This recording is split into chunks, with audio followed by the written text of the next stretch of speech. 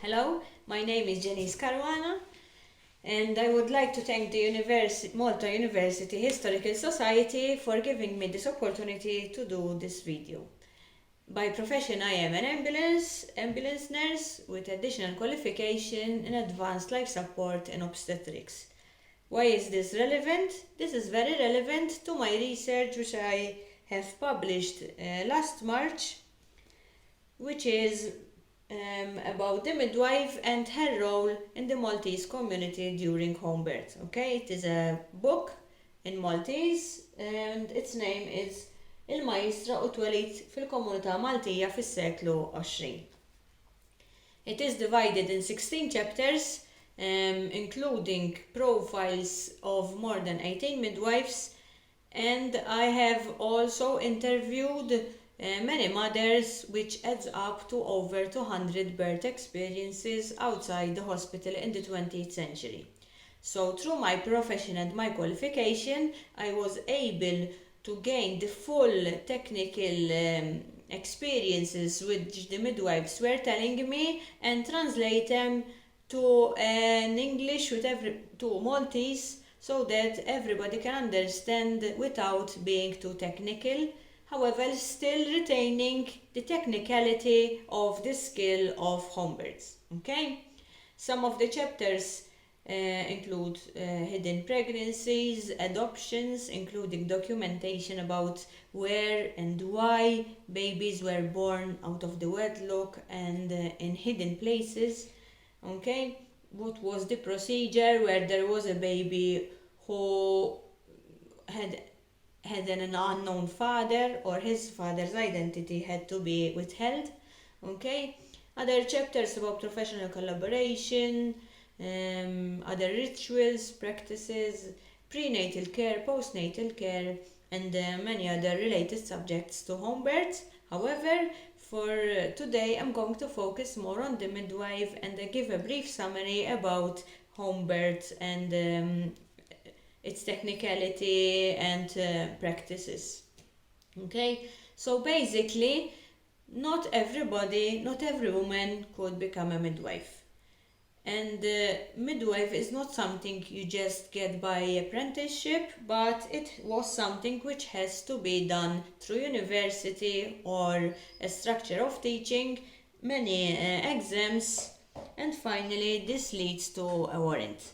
And by the way, I am filming this video in my own orpha, okay, in my house, and as you can see my background, I have a lot of related objects to home birth and midwifery,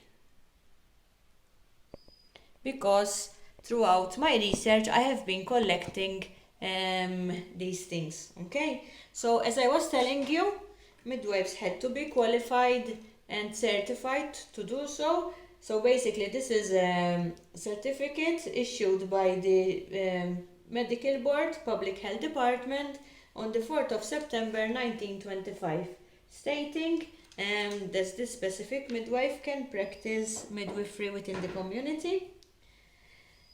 The course was not for free. It was done in the beginning of the 20th century in Italian, and lately in the end of the 20th century in English, and the midwives had to pay a monthly fee. Okay, these are the receipts of Maria Dolores Sapiano, who is another midwife of the year 1934, stating that she paid her fee for tuition. And I got hold also of a warrant.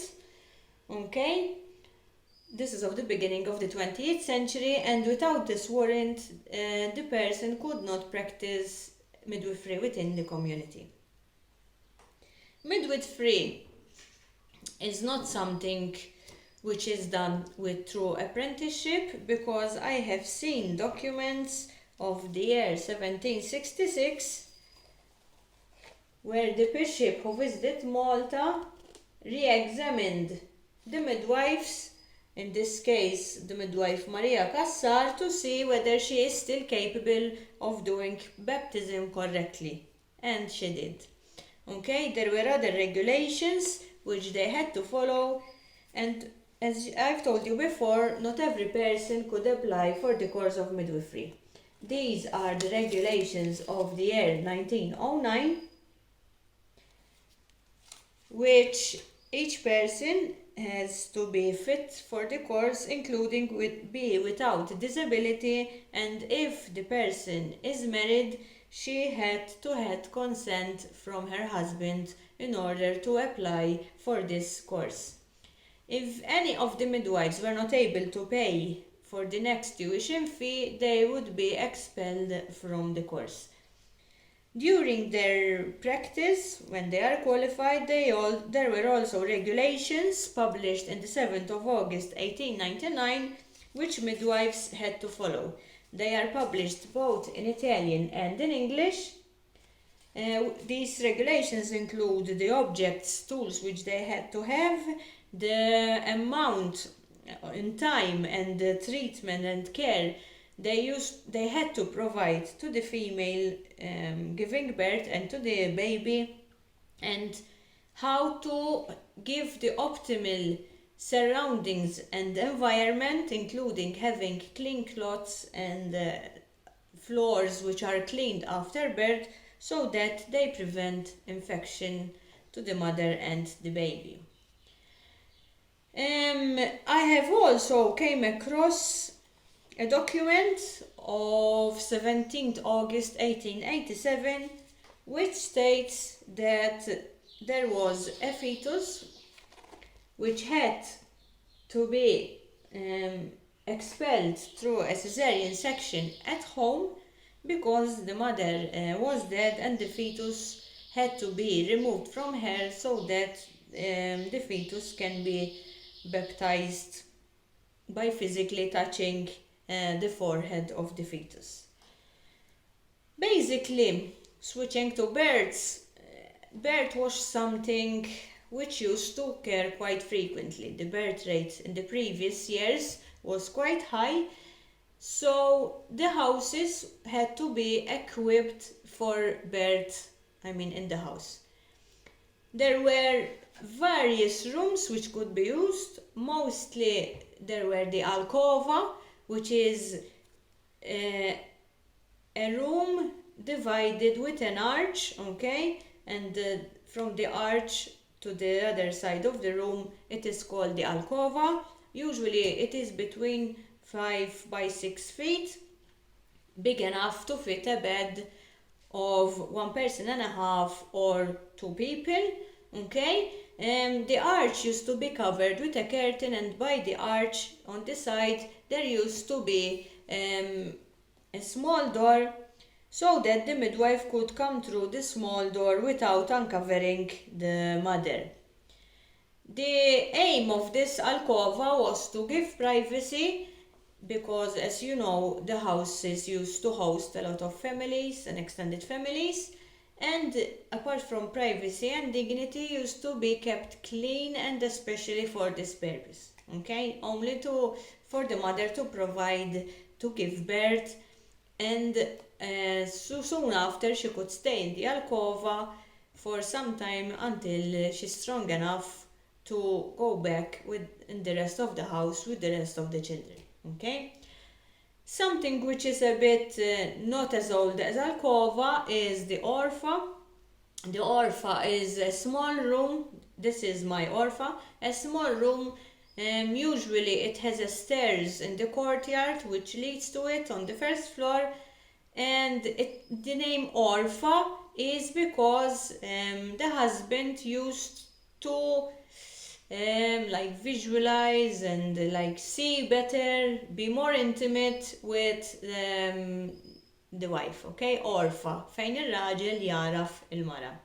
So, on the same bed where the couple used to procreate was the same bed which welcomes the child in the house.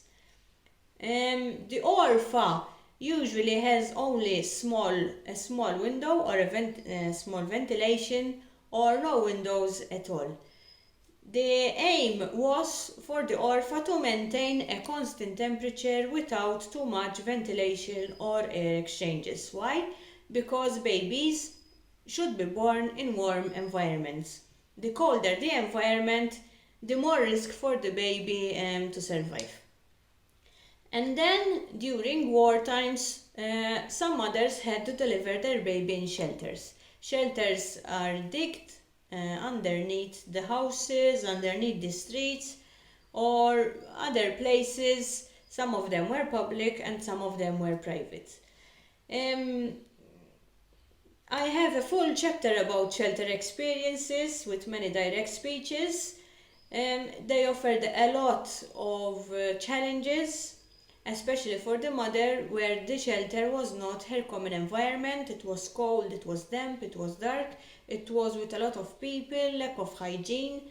However, some public shelters like that in Burgo and another one in Malliha used to have a specific room for the mother to deliver her baby in it. It provided some hygiene, some degree of ventilation, additional ventilation, and some privacy, away from the rest of the public.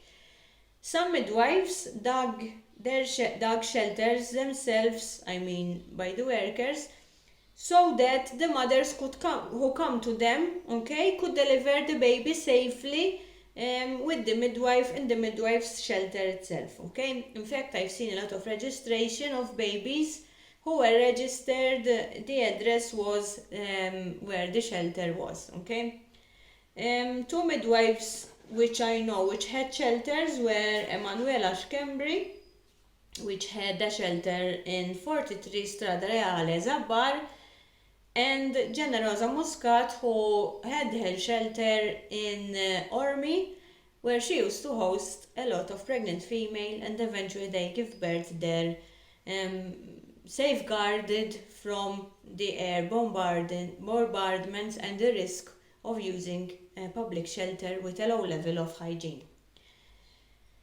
Yes, hygiene. Hygiene was a very crucial thing which affects a lot of the morbidity and mortality in those days.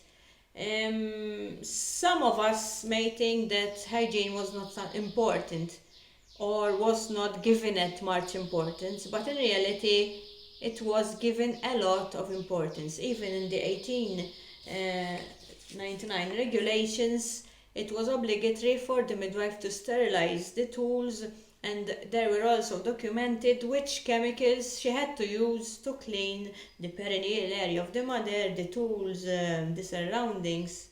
So yes, even though hygiene was a big issue, every midwife did her best to keep hygiene levels high to prevent death. So basically, home birth had its own unwritten norms. Not everybody could be present during the birth. Other females which are pregnant or who were part of a clergy, or else children or other men rather than the priest or the husband, or else females who tend to be very anxious at the sight of a mother giving birth, were not allowed to be part of during birth at home. In fact, part of my book consists of a reenactment, which we took a set of photos in my own orpha, showing all the process and the preparations of home birth, because it's hard to visualize how birth used to happen if you are not able to see an image, So basically, when the midwife used to arrive, she used to arrive not as early as we can imagine. Basically, the birth process is divided into three. There's the first stage of labor, where the mother will feel the contractions, and the baby is descending. The second stage of labor is the pushing stage, and the third stage of labor is where the placenta is expelled,